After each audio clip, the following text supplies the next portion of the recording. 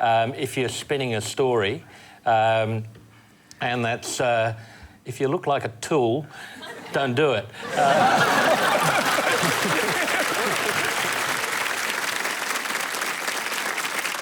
This bloke's done a terrific job. His job is to create value for shareholders. He's got a great price for them. So the shareholders won't mind, he won't mind.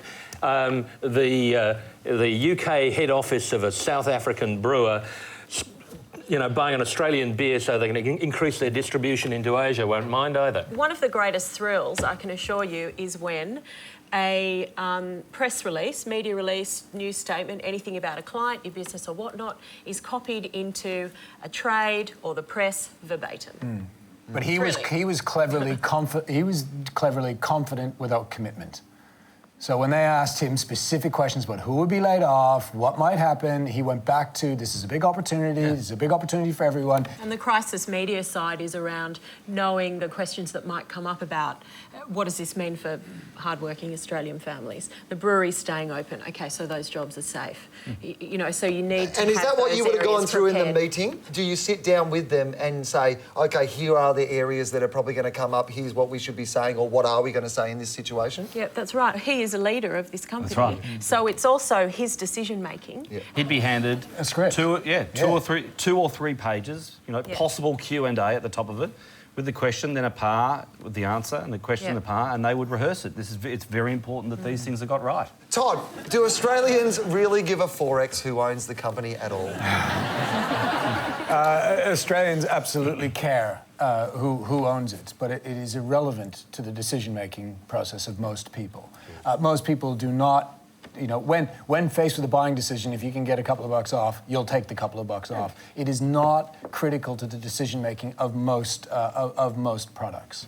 It hasn't been a problem for Arnott's, for Aeroplane Jelly, for Aerogard, for Bundaberg. I mean, you can go on, Swan Lager, Tui's, they're all foreign-owned. Patriotism loses out to capitalism nearly all the time. Let's wrap up with the kind of Aussie commercial that could be lost to us if Foster's does find it's in a Brit. A hard-earned thirst needs a big cold beer, and we'd like to raise one right now to Australia's favourite son, Warnie.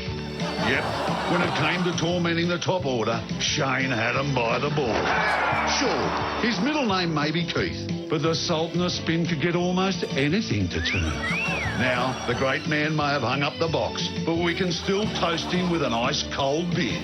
Aww. Remember when Warnie used to look like a human being? Whoever wrote that ad clearly had a lot more than beer on board. Gruen Planet. Conditions apply.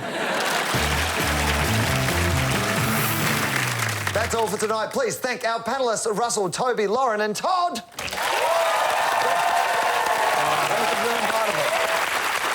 We'll leave you with our continuing search for the worst product of all time. If this entrant scores the most votes at the end of Gruen 2011, and it might be my favourite, it will take home the golden steak knives, which have lately been relaxing in the back of the poker machine industry.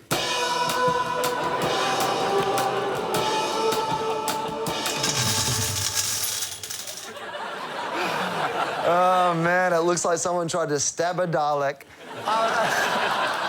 This week we're nominating a CD. How outdated can you get? Sit back and enjoy the awkward acting in this unconvincing commercial for a product that's a Christmas must for that much-loved but ridiculously needy person in your life. Tim, it might even cheer up Julia. See you next week. Next time you're feeling down, feeling that no one really gets you, or you're just wanting to hear some encouraging words, well, there's a solution. You can have what you want. You can do it. The finish line is closer than you think. We're on your side. We're here for you. We believe in you.